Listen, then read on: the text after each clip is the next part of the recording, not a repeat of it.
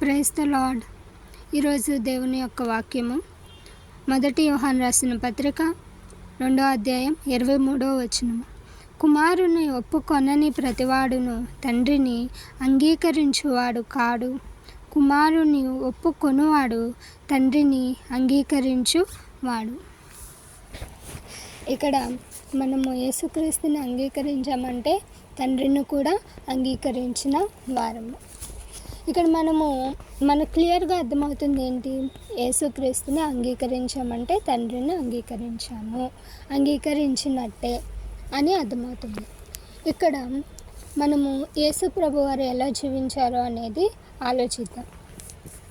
మొదటిగా 33.5 సంవత్సరాలు యేసు ప్రభు వారు ఎందుకు జీవించాడు? మనం ఆయన్ని అంగీకరించాము కాబట్టి ఆయన గురించి తెలుసుకోవాలి. ఆయన ఎందుకు 33.5 సంవత్సరాలు ఈ లోకంలో జీవించాడు అంటే, మొదటిగా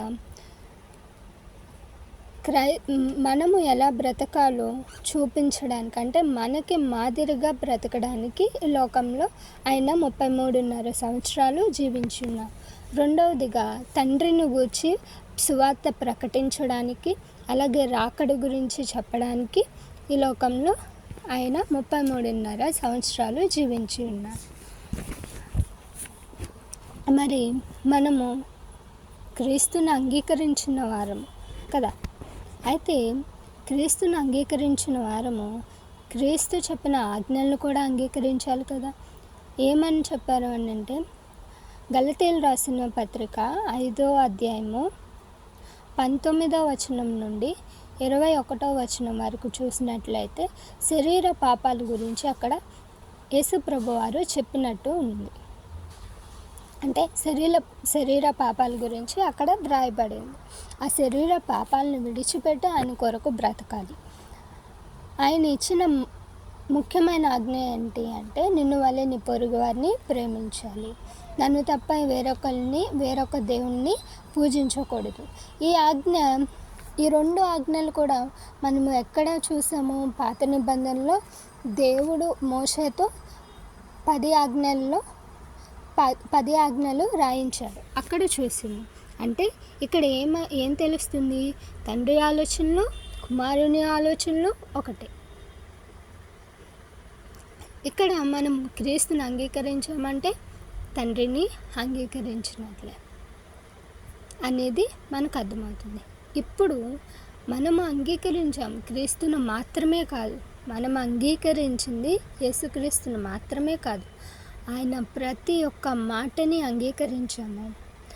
ఆయన ఎలా అయితే జీవించాడో ఆయన జీవితాన్ని మనము అంగీకరించాము. ఆయన ఎలా అయితే బ్రతకమని ఆజ్ఞలను ఇచ్చాడో ఆ ఆజ్ఞలను కూడా మనము అంగీకరించాము. ఇప్పుడు ఆలోచిద్దాము, అట్టి విధంగా మనము బ్రతుకుతున్నాము. యేసుప్రభువాన్ని అంగీకరించామంటే అంగీకరించడం కాదు, ఆయన వల్లే బ్రతకాలి, ఆయన కోసమే బ్రతకాలి.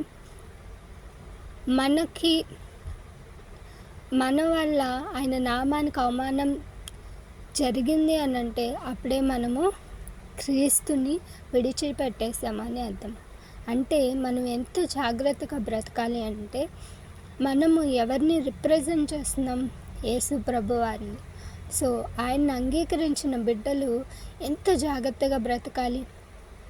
ఆయన అంగీకరించిన ప్రతి ఒక్కళ్ళు ఆయన ఆజ్ఞల్ని అంగీకరించిన వారే, ఆయన మాటల్ని అంగీకరించిన వారే, ఆయన జీవించిన జీవితాన్ని అంగీకరించిన వారే.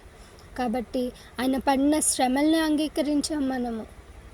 మెయిన్ ఏంటంటే యేసుప్రభువాన్ని అంగీకరించిన ప్రతి బిడ్డకి ప్రతిరోజు శ్రమలు, అవమానాలు, నిందలు ఎదుర్కోవాల్సిందే. అవన్నీ అంగీకరించాం. సో ఇవన్నీ అంగీకరించిన మనము క్రీస్తు వల్ల మనము బ్రతకాలి. అప్పుడే ఇవన్నీ యేసుప్రభు వారి లోకంలో ఇన్ని అవమానాలు, నిందలు భరించి మన కోసం ఆయన చనిపోయి సిలువ వేయబడి తిరిగి లేచి పరలోకంలో ఇప్పుడు మన కోసం ఎదురు చూస్తున్నాడు. అతి త్వరలో రానే ఉన్నాడు. సో మనము కూడా క్రీస్తు వల్లే బ్రతికి చూపించాలి. ఆయన్ని అంగీకరించామంటే మనం కూడా ఎక్కడుండాలి? ఆయన యొద్ద ఉండాలి. ఆయన యొద్ద ఉండాలి అని అంటే మనం ఎలా బ్రతకాలి? ఆయన వలె, ఆయన కోసమే, ఆయన్ని ప్రేమిస్తూనే బ్రతకాలి. యేసుప్రభు వారు ఎప్పుడు కూడా మనల్ని ప్రేమిస్తూ, మనల్ని సరిచేస్తూనే ఉన్నారు కదా. అట్టి విధంగానే మనము కూడా మన చుట్టూ ఉన్న వారిని ప్రేమిస్తూ, వారిని సరిచేస్తూ, వారి కోసం ప్రార్థన చేస్తూ బ్రతకాలి. మనల్ని ఎవరైనా ఒక మాట అంటే చాలు, మనం 4 మాటలు అన్నాం కాదు. యేసుప్రభు వారు ఏం చెప్పారు? ఒకళ్ళు నీ చెంప మీద కొట్టిన యెడల తిరుగు ఇంకో చెంప చూపించమని. అటు విధంగా మనము జీవించాలి. కాబట్టి మనం దేవుణ్ణి, క్రీస్తును అంగీకరించాము. క్రీస్తును మాత్రమే కాదు, ఆయన జీవించిన విధానాన్ని, ఆయన ఆజ్ఞల్ని అన్నిటినీ కూడా మనము, ఆయన పడిన శ్రమలను అన్నిటినీ అంగీకరించున్నాము. ఇప్పుడు క్రీస్తుని ఎవరైతే అంగీకరించారో వారందరూ కూడా శ్రమలు ఎదుర్కోక తప్పదు. సో ఇవన్నీ గుర్తుపెట్టుకొని మనం ఎలా జీవిస్తున్నామో పరిశీలన చేసుకొని ఇక ముందట క్రీస్తుకు వలె, క్రీస్తు ప్రేమ మనం కలిగి జీవిద్దాం. Praise the lord.